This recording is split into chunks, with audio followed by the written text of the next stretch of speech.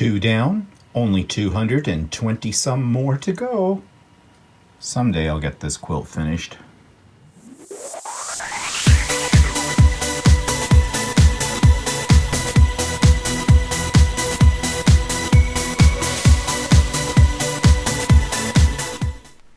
Good morning, everybody. It's Stephen here for Bland Designs, and welcome to my weekly vlog for Monday, April the 13th, 2020, vlog number 163, and the 33rd day of my captivity.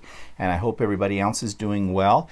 Seems like this is becoming a broken record, isn't it? Every week we're stuck inside, fighting for survival.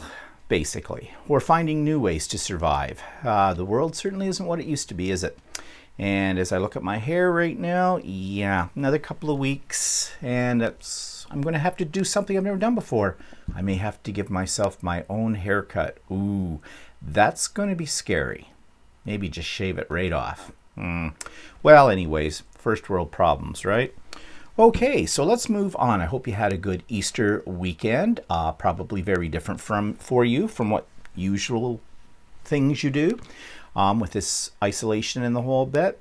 For us, it wasn't really that different because in the last few years, with my mom being, in the nursing home, my father gone, my brother living out in BC, there's just my sister and her family kind of a thing, and we do usually either go to her place for Easter or they come here for dinner, and that this year it doesn't happen. So it's not really anything that much different kind of a deal for us, but I know for a lot of people this was probably a very hard time because you expect to be with family and with friends and you can't, and I hope nobody was foolish enough to try to be.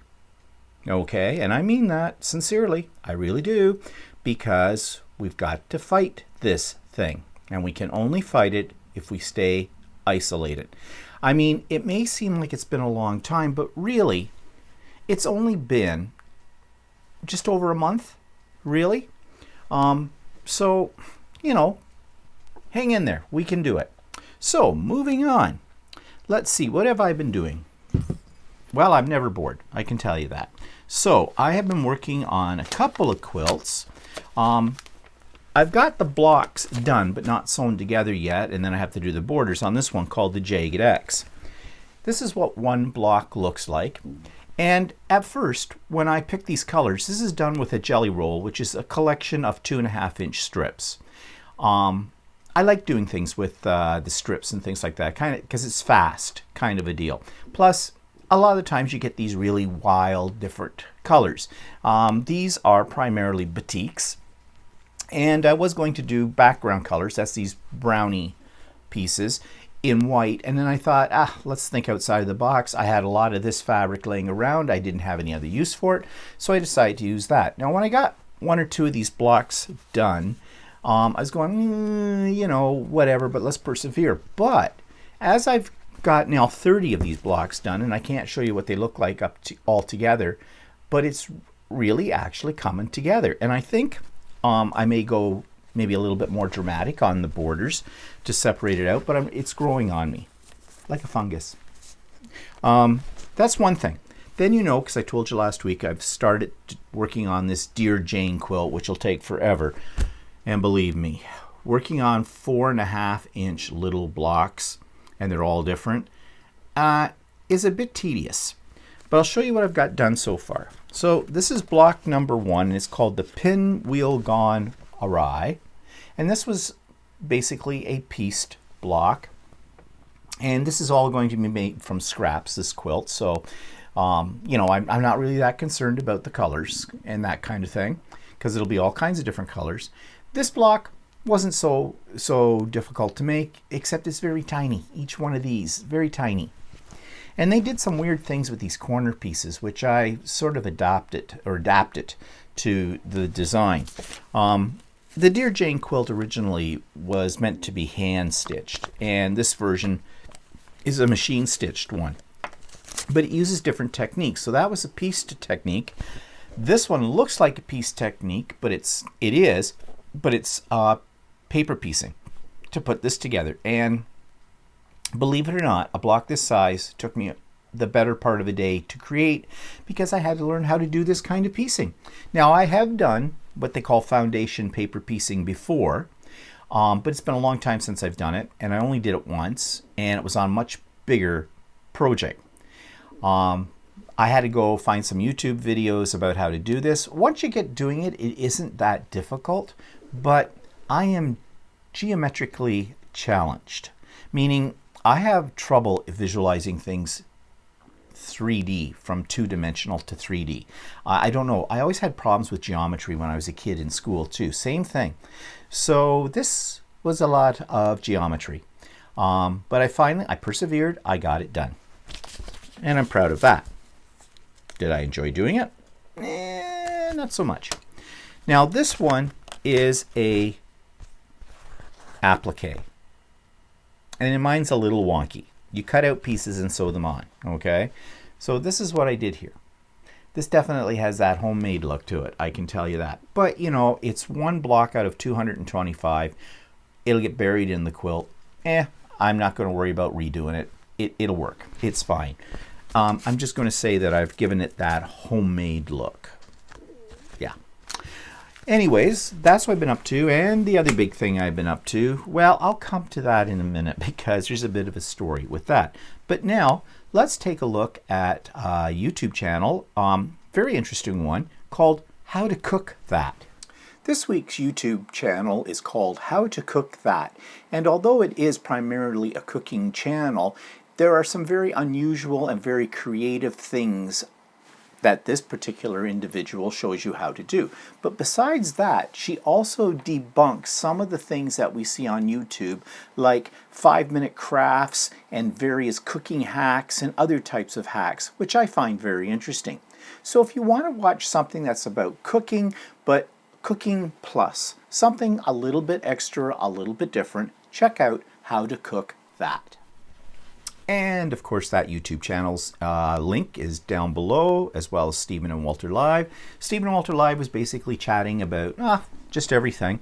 Lately we haven't had any really specific focus to talk about. Oh yeah, there is one elephant in the room we could be talking about, but you know, we're all getting tired of talking about it, aren't we? Because it's depressing. So we tried to stay away from it the best we could. You can't stay away from it completely because it is now part of our daily life. But we tried. And there is a link to the book for this week, which we'll come to in a moment. And I have a link below for an Idiot Quilter episode. Hadn't done one in a while, episode 63. And it's just a project update where I'm talking about various projects I'm working on and that kind of thing. So if you're interested, you can click on the link and go to that. Okay, so that takes us to what's pissing me off this week. Now, we talked a little bit about this yesterday. You may or may not know that we have had booked since last, well, very early fall, a river cruise. A river cruise that goes from Amsterdam to Budapest. Everybody loves these river cruises, we've been told. I have found out more information since the time we booked it. But you had to book way ahead for it because they fill up very, very quickly. They're very, very expensive. They're more expensive than an ocean cruise. And of course, now we have the new situation. So we've dropped between the flight, the cruise, all that kind of stuff, about $19,000 on this. And we had to make the final payment for that back before people were or companies were canceling cruises or whatever. So now we're in the situation, we were supposed to leave on that May the 17th. Yeah, that's never going to happen. So that's fine. But we would like our money back. That's the kicker. Okay.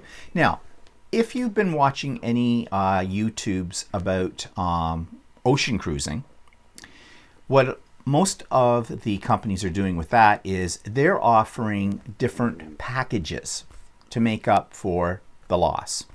They're offering people 100% of their money back.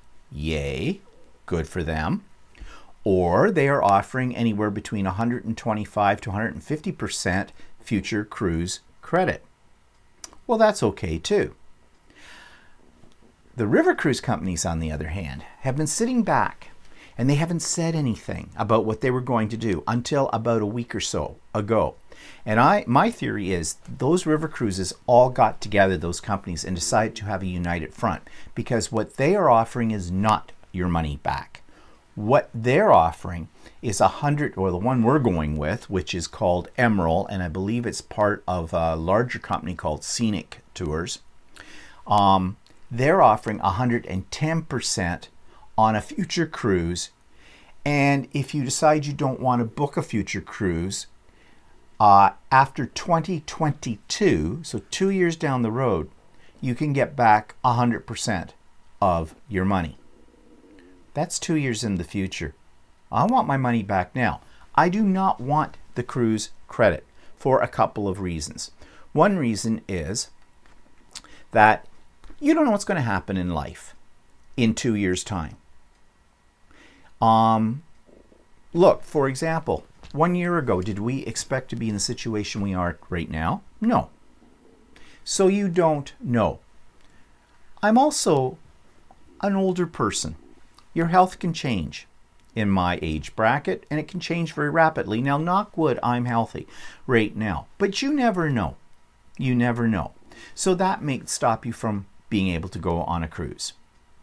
Now, the company says, oh, well, if you can't go, you book it and you can't go, you can transfer it to somebody else. No. One, I'm not giving somebody a $19,000 gift. Sorry, I'm not. Just the way it is. Second of all, it's $19,000. I want my money back. So Walter's been working on it. Now, of course, they've been inundated with calls, so you're on hold forever. They were closed this weekend for Easter, fine and dandy. But Walter's going to become very demanding. We're not taking no for an answer. Now, we do have another option. They will give us, if we cancel the cruise, well, technically they have canceled the cruise. We didn't cancel it, but they have some fine print that has some ambiguous statements in it about getting your money back. My theory is this. We paid money in good faith. Yes, this, which nobody could have predicted, happened. But I'm an individual, they're a company. They have financial resources and methodologies that can, depending on how they work them, that can sustain them into the future. We do not. We're retired men on fixed incomes. Simple as that. So we want the money back. Now, if they turn around and say that, and we say we don't want the future cruise credit, they'll give us 50% of the money back. We do have insurance. We took out the insurance before there was anything to do with the COVID happening. So Walter called the people that are the insurance company. It's through our credit card. Told them the situation. And believe it or not, which I'm impressed with, well, it should be. It cost us $800 for this insurance, okay? They will refund the money that the cruise company will not refund. So in other words, we can get 50% from the cruise company, and we can get the other 50%, in theory, back from our insurance. But I trust neither one. Until I have all my money back in my cold little hand, I will not believe anybody. So that's Walter's mission this week. He has patience of a saint. He can be very firm, and we'll see what happens from there. But we want our money back. Now, having said that, I want to extend this, what I'm pissed off about. I want to extend it to businesses. And I have a suggestion for a lot of businesses out there, whether they're travel businesses, whether they're a quilt store, whether they're a grocery store, whatever they are. If you want to survive financially this crisis situation, think about your customers. If you want those people to come back to you, to come back and spend their money with you so you can rebuild your business, then what you do right now during this crisis to those people is going to make or break you. If a business wants to be success, they're only going to be successful in the way that they treat their customer base. Example, will I ever book a river cruise again? Probably not, pending the outcome of this. Financial situation. well, if we don't win on this, I will not be saying good things about this company. I've already told you what the company is. Emerald. There was Scenic. Don't book, is what my thoughts are right now. If this is the way they're treating their clientele, yeah, okay, I get it. This is very extraordinary circumstances. We couldn't predict this. Companies couldn't predict it. So whose fault is it? Well, we can't blame the virus as much as we'd like to, but that's a inanimate object. Well, it's something that doesn't matter whether we blame it or not. It's not going to change it, right? I know it's going to be financially hard for the travel industry. Yeah, I get it. I do feel for them. I feel for any business right now because, whatever happens to those businesses out there as a collective group is going to affect us too, economically. Yes, I get that. But I would be much more willing to book a future cruise with them if they give me back my money now and don't give us a hassle about it. Don't make us go through hoops to get it, flaming hoops to get it. The problem with these tour companies and, trip companies is they want you to pay up front months before you actually get the product. You don't walk into a store and buy yourself a major appliance and not expect to get the appliance as soon as you pay for it. Yeah, okay, let's not talk about layaway plans and, save the payments. Even if those, though, you get the appliance right then and there if you put it on a payment plan. The travel industry, you do not. You pay up front for something you have not received. You're giving them money for nothing at that point. Okay, to take their side of it, yes, they need income. They need capital in order to, keep everything, pardon the pun, afloat, and all of that. I get that. But they make it very difficult once you've given them your money. It's very difficult to get it back. I mean, for any circumstances, even beyond this extraordinary circumstance right now. If you get sick, if you get hospitalized, if you have a death in the family, you have to jump through flaming hoops to get your money back from that company. That's why there's insurance. But even insurance companies, especially when you get into our age group, are very, are very hesitant to give you any money because they're playing the statistics games as insurance companies do. And people in my age bracket have a tendency to be sick more often. That's why insurance, as the older you get for travel insurance, the more expensive and more difficult it is to get. And so there's another reason why I'm not interested in a future cruise credit. Because in 2 years' time, I'll be 65 years old. And bang, the insurance goes even higher and there's less places willing to insure you for that. Okay? So, yeah, I want my money now. So, if they don't, if they give us major hassle, and we won't just lay down and play dead on this, then I'm going to give them bad PR as much as I can. And in this day and age of social networking, as we well know, things go viral very quickly.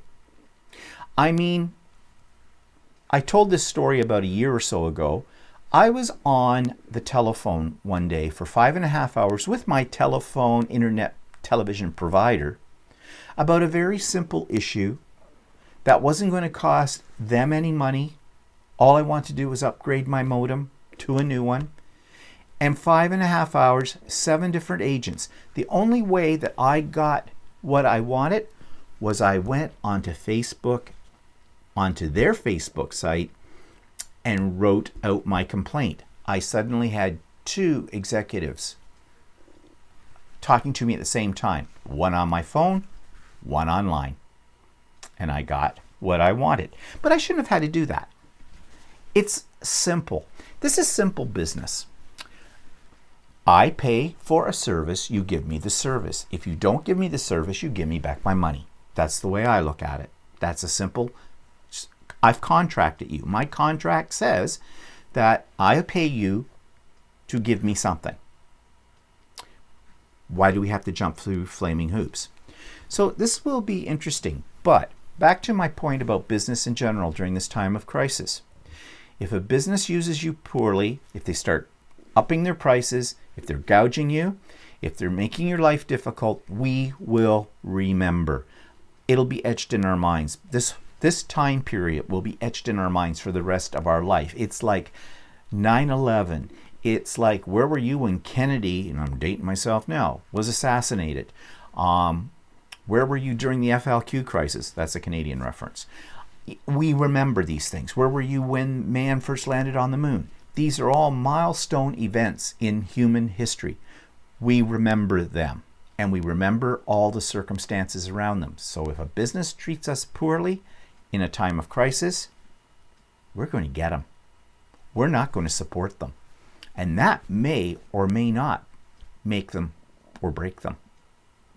So, if a business wants to survive during this time of crisis, it's more than just figuring out the actual financial part of it. It's figuring out your PR, your customer relationship base.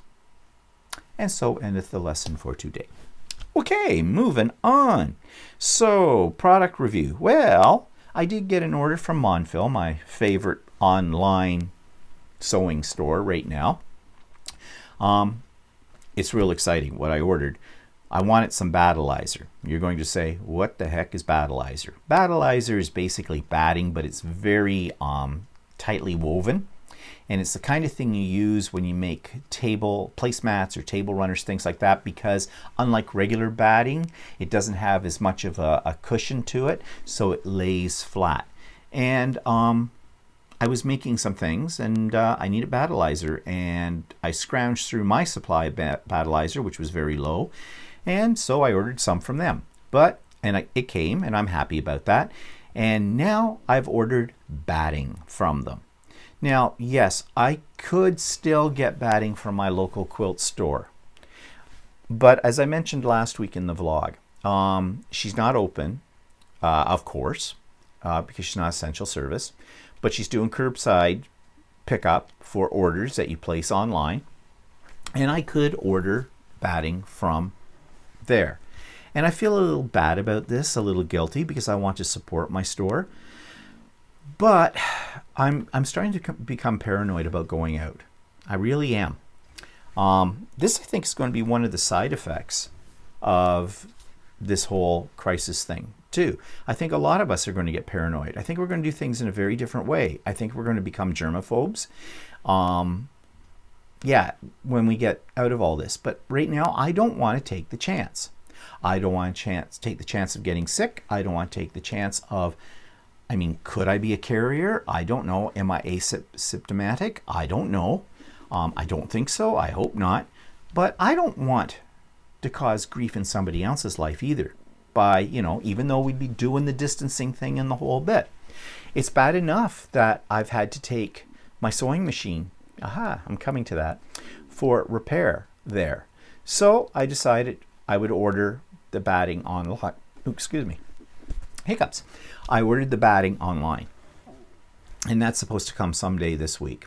Been ordering a lot of things online. We just put in a huge grocery order. Now that's a pickup. And that's talking about businesses. Okay, just as an aside.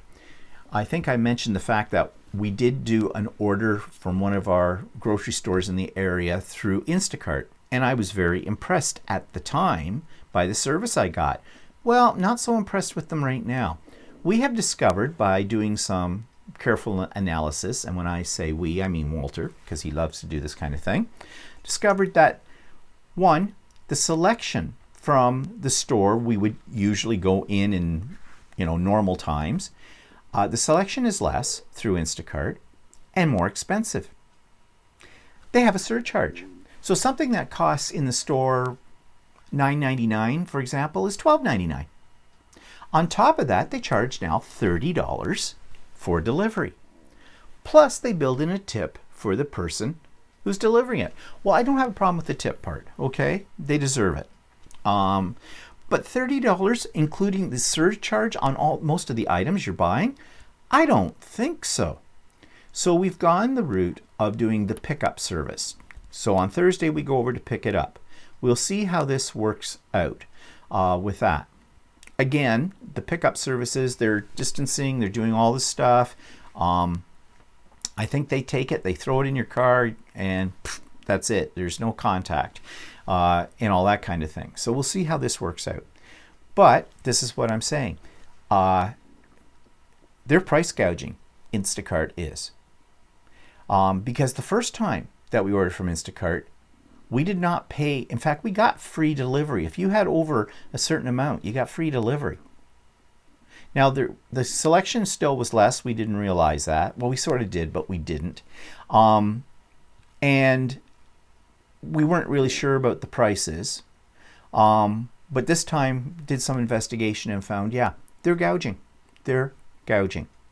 So, you know, sorry, Instacart, but you seemed like a great idea. But if this is the way you're going to treat people during a crisis, then don't expect to get my business anytime soon when we get back to whatever the new normal will be. So anyways, that I got kind of off the topic here, but talking about my Monfil order. We've ordered a few other things online as well. Walter has ordered seeds online, and believe me, they're not easy to get, because we've decided to do some container gardening this year. And we're finding some creative ways to do that. In fact, we have a little pot upstairs in our kitchen that's growing green onions right now. Well, we're hoping. Walter read something on the internet that said that when you if you leave the end that has the roots hanging out of it from the green onions, you can plant those and you'll get more green onions.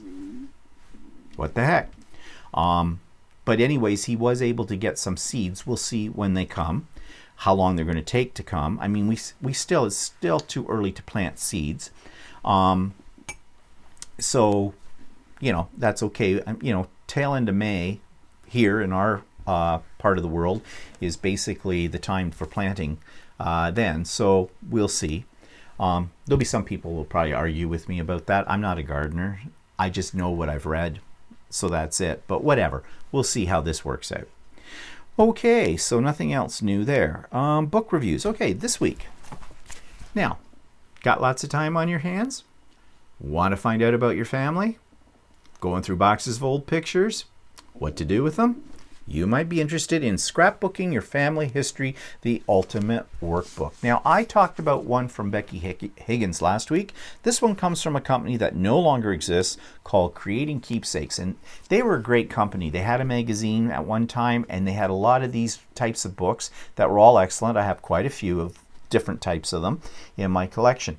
And when I was doing genealogy, I found this book really helpful because it has all kinds of ideas for layouts, for documenting, all that kind of thing. Something that, you know, down the road, the generations in the future might want to look through and learn something about your family history. But it goes beyond family history too. You can use any of these ideas for any pictures you might have that you want to get scrapbooked. So it's really a good book. However, the price is not so good. I have a feeling this book is out of, well, it is out of print because this company doesn't exist anymore. And I've had it for quite a while, and I paid, according to the little price sticker on the back, $29.99 for it. Well, I looked it up on Amazon. You're going to crap your pants. On Amazon, it's listed at, this is Amazon.ca, so Canadian dollars. Hold on. $97.48. Can you believe it? $100 for this book. Would I say spend $100 on this book? No. No, no, no, no, no. $29.99 is not bad. $100? No.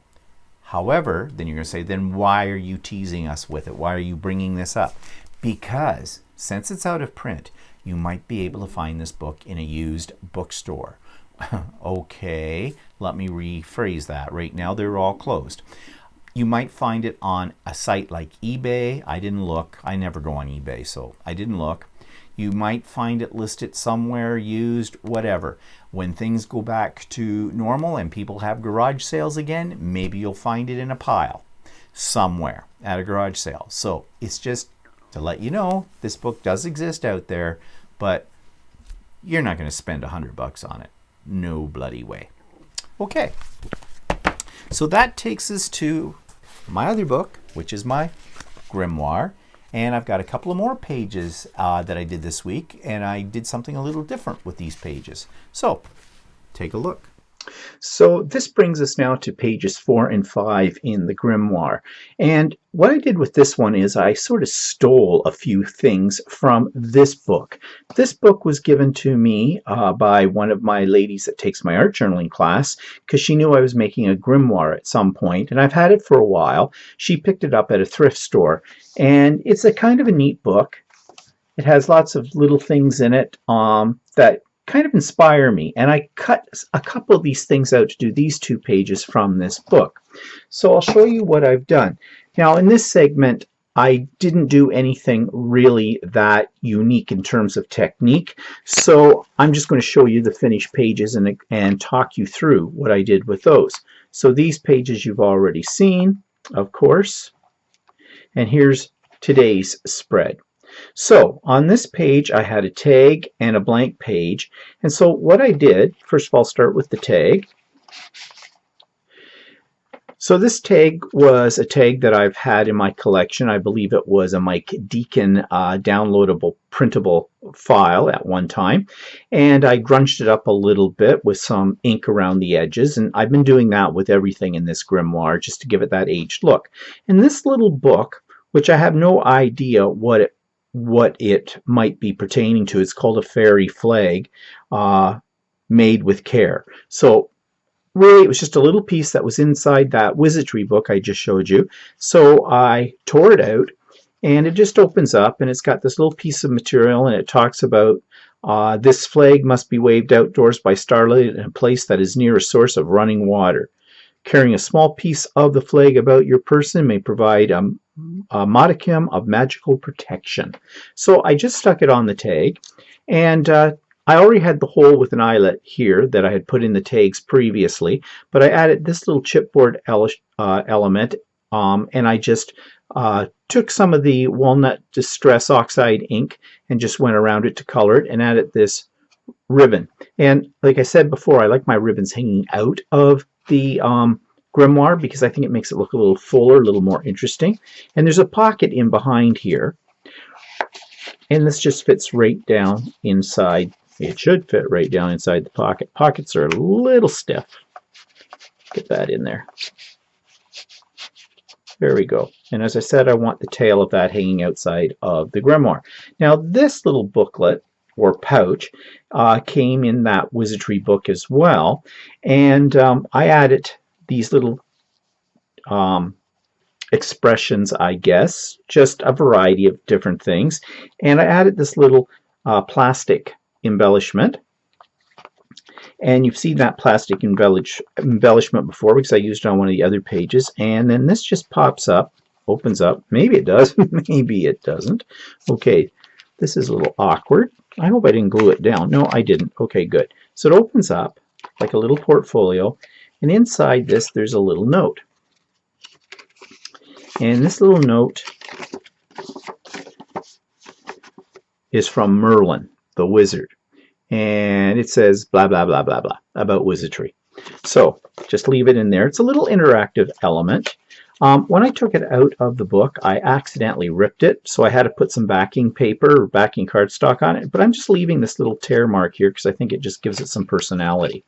So that just folds up like that, and this goes in here, and there's little tears and things on it. It's supposed to sort of look like a leather portfolio, and it is a little awkward to tuck it back in here. Just give me a second. I'll get it tucked in. There it goes. Okay, so those two elements on that page. Now, since this little thing in here was something written by Merlin, I found the story of Merlin in this same book, and I just tore one page of it out. And really, the things that have writing on them are not really meant to be read. They're meant to add texture, to add some interest in the Grimoire. It's more of a visual effect than anything else. And so I just ripped the edges of this, inked them up, stuck it down, and then I found this little flourish that I inked as well that I just thought added something to the page. Now I've got to be careful. I'm getting into the habit of putting 3D embellishments into this little booklet, and it's not going to close if I keep adding 3D embellishments. So I'm going to have to hold back on the next future pages and make them relatively flat, or this is not going to close up. And you can see right now how thick it's getting just with those few pages, and I have many pages to go. So my little ribbon's hanging out at the top here, and I have another element. Of course, you saw that in the last segment of how I made that, the little cabinet card. And so there we go. So that's the next 2 pages done in the Grimoire, and in the next segment I'll carry on with something else. And next week we'll just carry on working on that. Actually, I'm kind of getting into it these days while I'm working on it, which is probably a good thing. Gives me a little bit of a break too from quilting. Okay, so update on my mother. She's fine. She's not answering her phone, which is driving me batty. There have been some people tested at her nursing home for COVID. So far, they've done 12 tests. 10 have come back negative. They were waiting for the results for 2 more. And fingers crossed, because that sucker's been going through nursing homes in the area like crazy and wiping out the population. It's scary. It's very scary. And this is another reason why when my mother doesn't pick up the phone, it gets me very frustrated and very anxious, because I can't go over and see her, and you know, she's my mother. So anyways, when she finally did pick up the phone tail end of last week, and I talked to her, she was fine. She's a little bored, she's a little depressed. Yeah, who isn't? I told her that. Well, Mom, welcome to the club. This is the new norm. So anyway, she's fine. I've already talked about Easter, so nothing more there to say about it. So, big excitement this week was I busted my sewing machine. Yeah.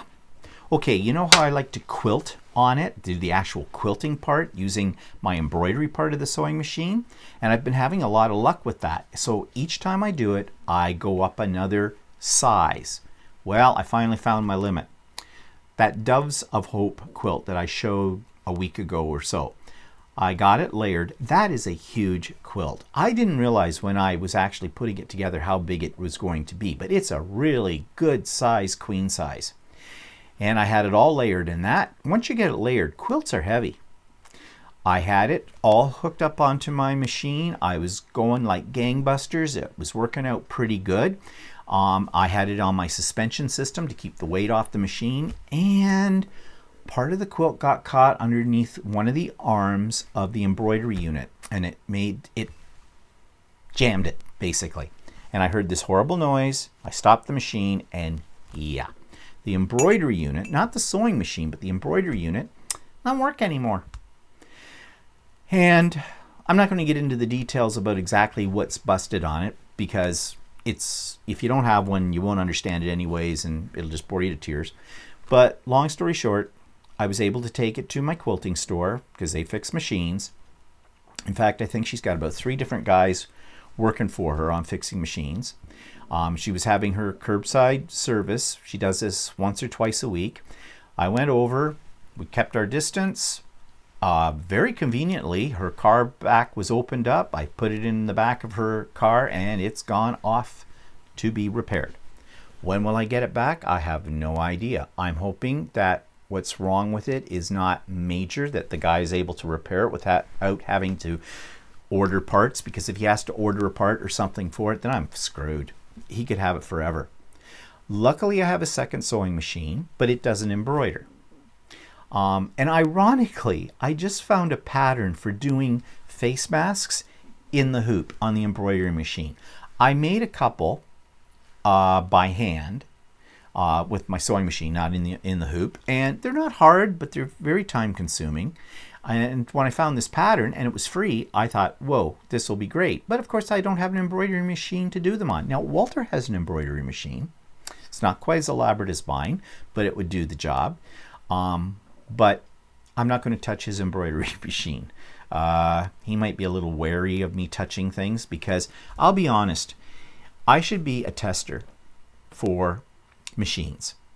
because I'm a power user on any machine, no matter what it is, a computer, a blender, a sewing machine, whatever. I'm a power user.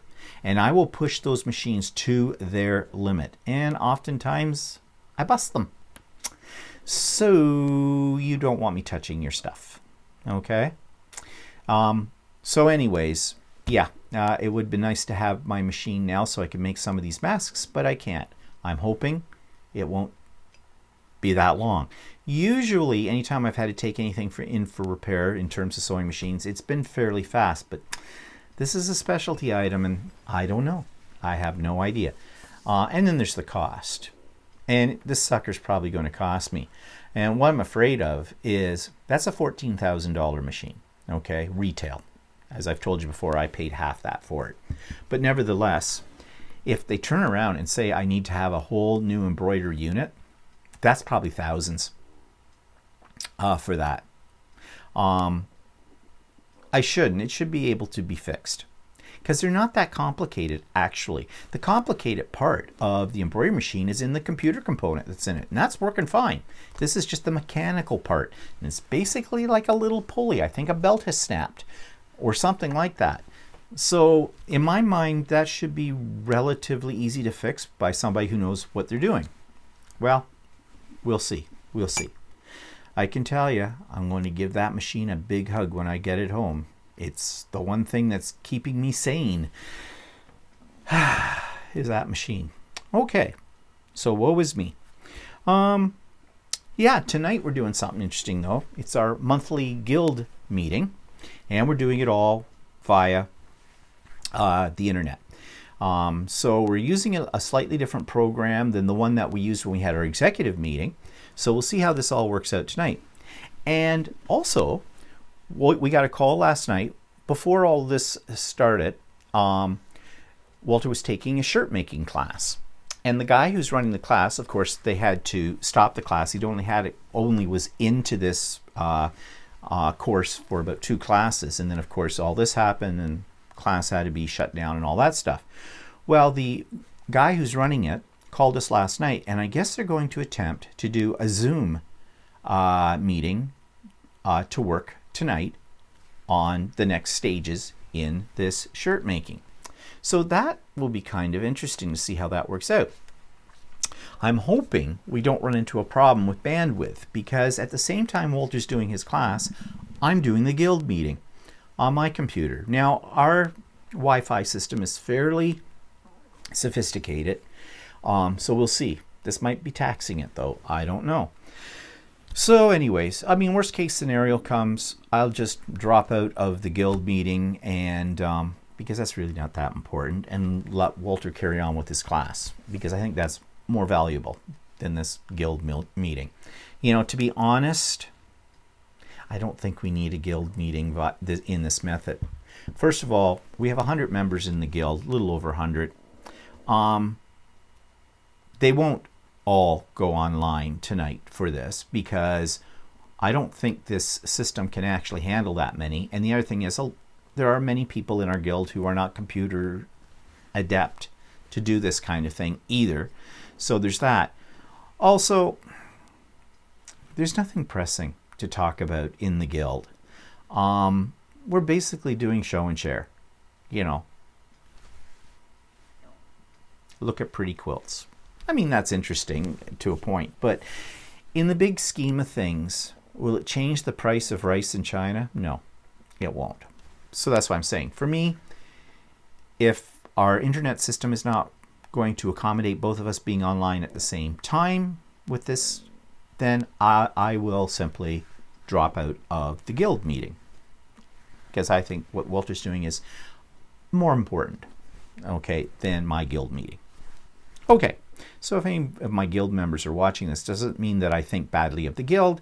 I just think we're basically pushing an agenda that we think we should be pushing in terms of, you know, contact, social contact, and all that kind of stuff. And I'm beginning to wonder whether that is really that important. Well, yeah, social contact's important, but there's so much of it now out there that you can do virtually that as long as you've got a computer connection, then you don't need to be alone. Okay? In fact, it's almost getting to the point where it's becoming an invasion of privacy, if you think about it. You know, everybody wants to do a live. Everybody wants to do Zoom. You know, everybody wants to connect with FaceTime and the whole bit. Maybe we need a little peace and quiet.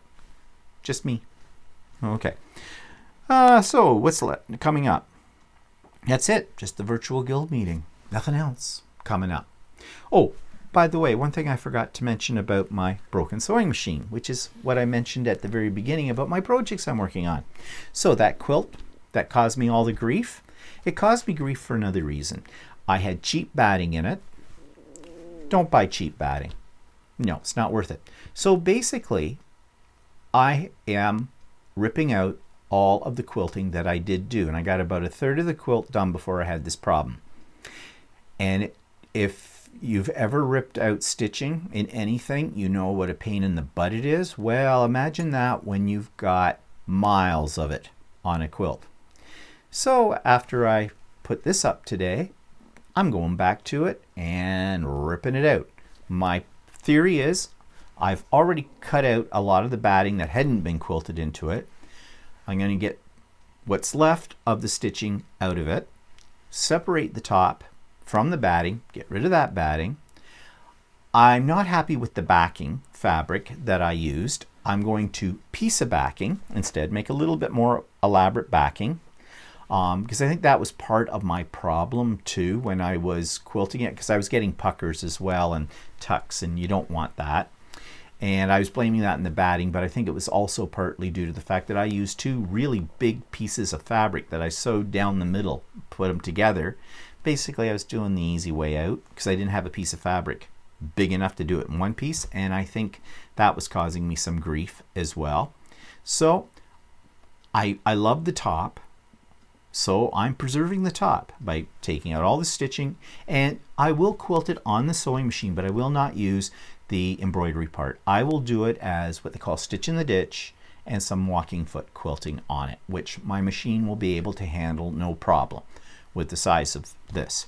So that's what I'm going to do, and that's going to take me a while to get this unripped. I worked on it yesterday for about 4 hours and got maybe a quarter of it done. Yeah, it's tedious, to say the least. I will be crazy by the time I get it done. Can you tell? Okay, never mind. Okay, so that's what's been going on, and I hope you have a really good week. And again, as I said last week, and I'll say this until this thing's over, stay safe, stay healthy, stay in, and we'll see you next week. Bye-bye for now.